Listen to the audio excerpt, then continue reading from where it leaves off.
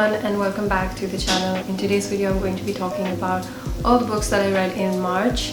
I read a lot of books in March. I didn't finish all of them, so these are just the books that I finished.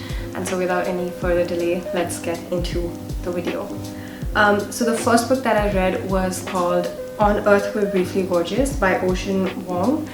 I heard a lot about this book before I finally picked it up. It's kind of written in a second-person perspective where an immigrant son is writing a letter to his immigrant mom, and it's very, of course, because it's such a heavy subject matter, it's very personal, and it's very lyrical and it's very poetic, where the son describes the challenges that he had with at school when he didn't understand the English language, as well as the challenges that his mom faced when she went to the supermarket and she had to communicate, and just the kind of frustration that the mother felt while being in a completely foreign country and not being able to speak the language of the foreigners. I think it briefly captures the diasporics and that immigrant experience. So I would highly recommend this. I gave this 3.5 stars just because I read the first few pages in the book, and then the last few chapters I read on an audiobook, and I thought that the audiobook was not that strong. So that's the only reason I gave this 3.5 stars. But some of the quotes from this book have till date stayed with me, so that's why I would highly recommend this. The second book that I read was Awake: The Hidden History of Women-Led Slave Revolts by Rebecca Hall. This one is a graphic novel, and I think I gave it 4.5 or 5 stars. This was absolutely amazing. In this we follow one of the black women researchers, and she is researching, as it says, a history of women-led slave revolts. So she goes into these sort of archives and she wants to dig deep, and she wants to know, were women actually leading slave revolts? Was that actually happening? And the more that we follow her, the timeline splits into two. So it's kind of the history of what she finds. She creates it into this imaginative history where she goes deeper into what the role of women was on slave ships, on slave boats, as well as just in communities in general, and how women actually sometimes helped in revolting or helped in causing a certain slave revolt. And the other timeline is of her in contemporary places, and just the comparison between the two timelines is not that deep, because racism in the present timeline is also very prevalent. For instance, in the contemporary timeline, she goes to these archives as well as these libraries, and she's not allowed to get in just because of her skin color. And even though she's a researcher, she has a badge, she has that authority to access certain information. Usually she's turned down just because people are always suspect of what her intentions are, which I found was a very hidden sort of racism that is still prevalent to this day. I highly enjoy this. If you're really coming to the book like I was to know more about women-led slave revolts, then be ready to be frustrated, because a lot of unanswered questions are there, and that's how it usually is, because women's lives are not documented. And then when women decide to document their lives, there's not a lot of access to the documentation. So I thought this was amazing, and I gave this 4.5 stars. And so the next book that I read was Prospero Steven by KJ Parker. This is somewhat like the movie Venom, because throughout the whole book it's a very venom-like parasite who comes into a human host and then just lives the life as if they're the human. They also eat other human beings. That is what their diet consists, and throughout the book they're called them, so there's no one particular name for them. They're just called them, and there are just a select amount of these parasites, and they cannot reproduce, so they are very limited, and they can be killed. So I didn't really understand the point of the book. It was very confusing. We follow one of the, I think, the oldest thems, and they just go around and they have feelings for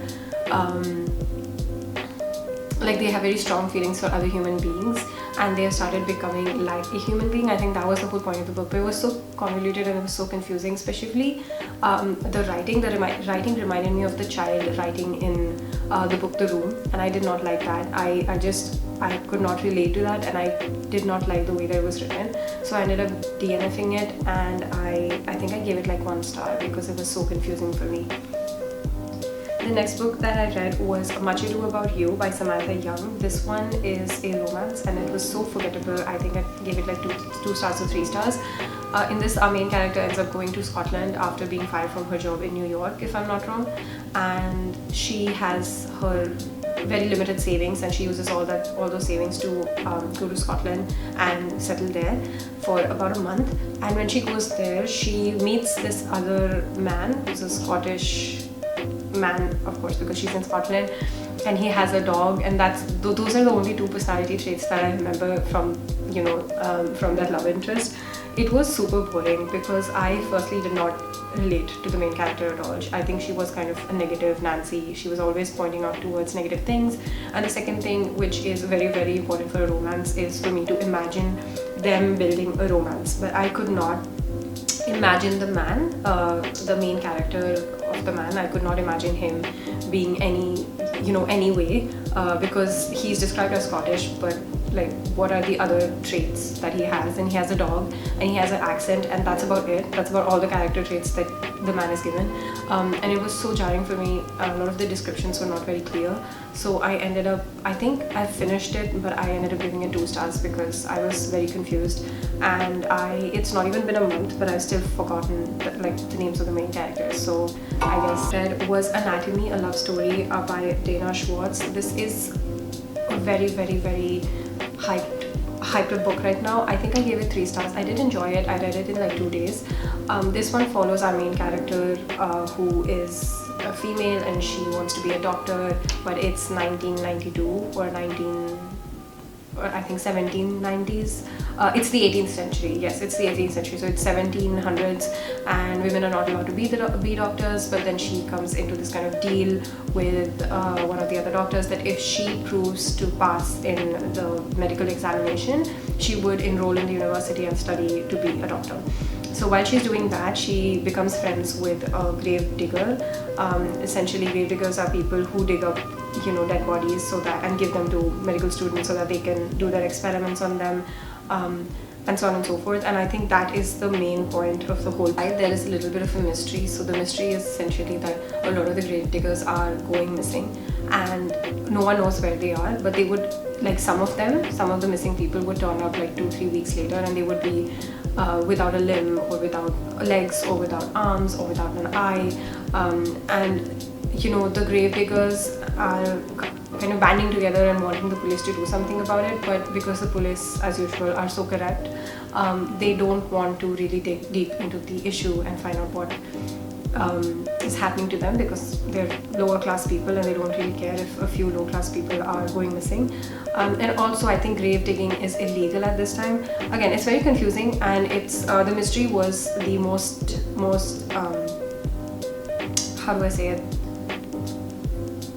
The mystery was the most underwhelming aspect of the whole book, next to the romance. There is absolutely no romance, and the romance is just eye-rolling.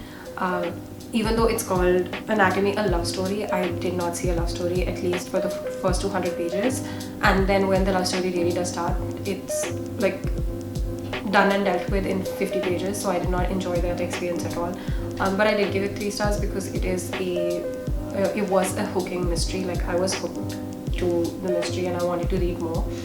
But overall, I didn't really like it that much, so I ended up giving it 3 stars only. And then the final book that I read was The Maid by Nita Prose. If you haven't already heard of this, it is everywhere. It is, literally on all the best-selling lists and the #1 lists, and everyone on BookTube is reading it, everyone on Bookstagram is reading it.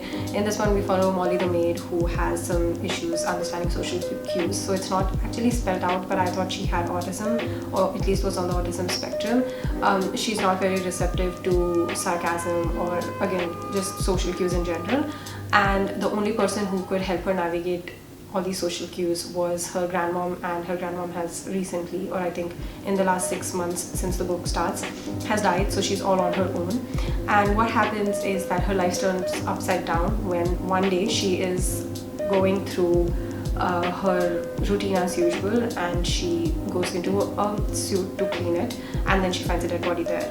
Now from there starts a lot of mysteries. Who killed this guy called Mr. Black? What was his role? What was he into? And then as you follow Molly, you understand that there are a lot of things happening in the hotel rather than just, you know, a murder of one man.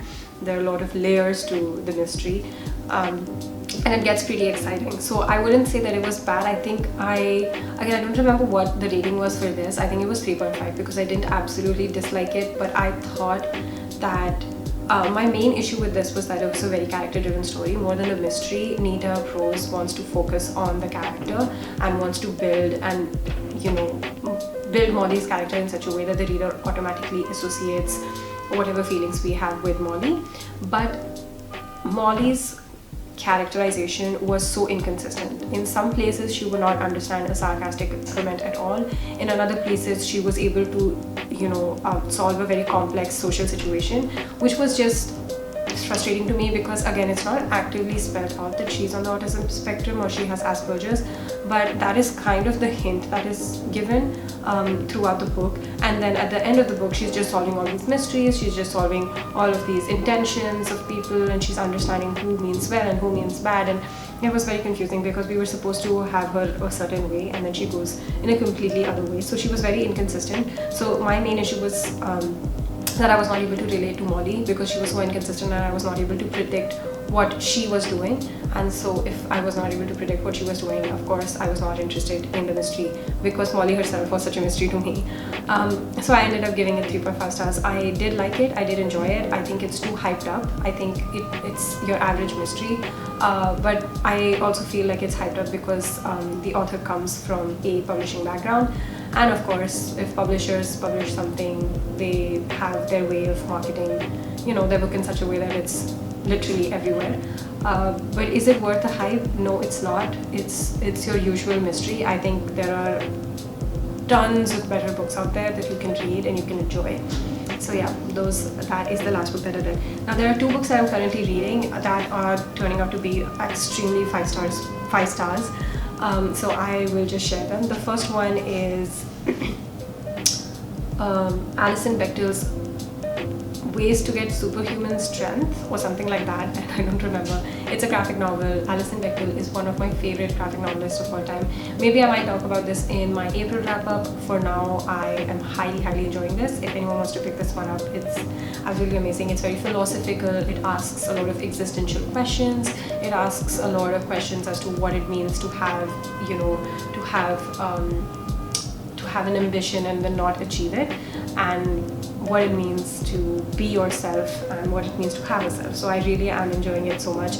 And the other one that I'm reading is 11 Deadly Poisons and the Killers Who Used Them. This is a non-fiction book by Nick Tilbury or someone like that, and I am on poison number 6, and I'm really taking it slow because of course it gets a little heavy with the real life murders and how people have used them and what they can look like in a human body. What I'm really finding the most disturbing is how many men have actually murdered their wives using poison, and that is absolutely horrifying to me. But the book itself is very informative. It's very interesting, and it's not a boring non-fiction. So if anyone out there struggles with reading non-fiction, I would highly recommend this one because it's kind of like true crime, but with the side effects of why the poison was used and what are the origins of the poison and what the poison does to the human body. So those are all the books that I read in March, and I'm currently reading because March is still not ended. I hope you enjoyed this list. Please let me know what were your favorites that you read in March, and if you liked any of the books mentioned in this list. And I will see you in the next video. Bye!